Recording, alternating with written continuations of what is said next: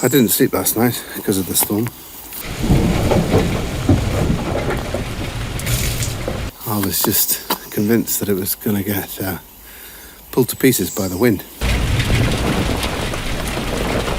But it didn't. I mean, it did slightly. Let me show you. Well.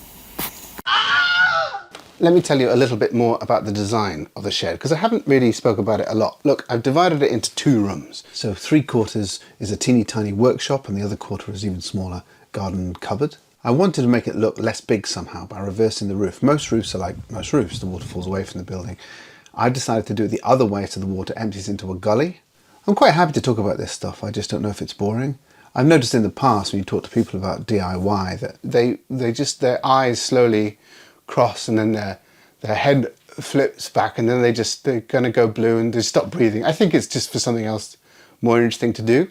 It's a terrible cliche, but in my limited experience, men tend to be more interested in how you do certain DIY tasks, whereas women, they just want to know why it isn't fucking finished yet. That's an unhelpful gender binary, and I don't want you to think I'm some old-fashioned misogynistic dinosaur. I actually have a lot of female friends and we get on very well. These days, I'm leaving. Bloody hell, it's oh, well, this day's just got considerably worse. I quite like it. Not those lollipops. And anyway, I'm not frightened of girls. My friend Chris, a man, has given me a lovely Victorian wooden door. In fact, he didn't just give it to me, he drove it round on the roof of his car, which is incredibly decent of him. Then we spent a couple of hours shaping and trimming it so it fits in the hole that it's intended for, which we lined with gravel boards, which have been treated because they're going to be exposed to the elephant. The only thing is, I didn't spend any time filming the process, so the plan, as it stands, is to take full credit for doing the whole thing. What are you going to do? Call the cops? But thank you, Chris. I appreciate it. And big thank you to everyone else who's left nice comments, etc. I'm making it sound like it's the last one. It's not.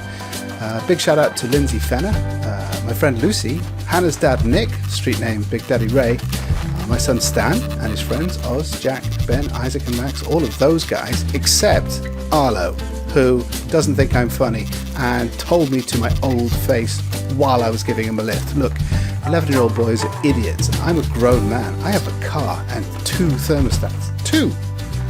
I like you all a lot, even you, Arlo. Okay, well, bye.